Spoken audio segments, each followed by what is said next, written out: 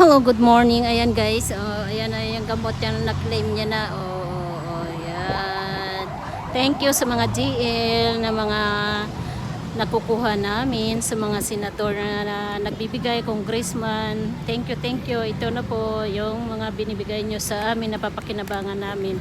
So, ang gagawin namin yan, dahil ang ipuwitin, kailangan nasa malamig siya na lugar.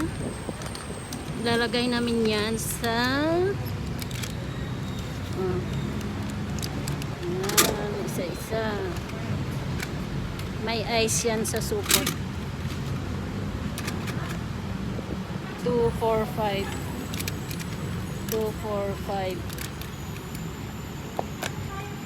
Ilang piraso yan pa?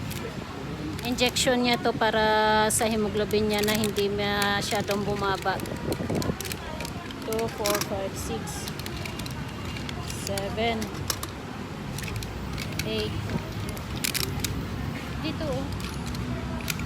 Dito bakante na yan. Yan. Ilan pa dyan? Tatlo. O, dyan na lang sa loob ng karton. Yan muna pa. Kulmanta na yung dala. Oo, dapat sa sunod pala kulman dadalhin ko dahil tumataas na yung marami na binibigay sa iyo na ano.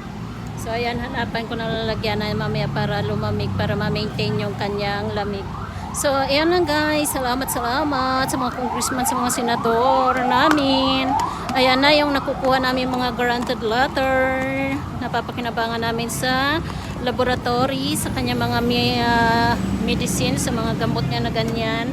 So, yan lang guys, pupunta kami, magkiklaim kami ngayon ng kanyang Baxter solution. So, see you later. Oh, bye-bye na.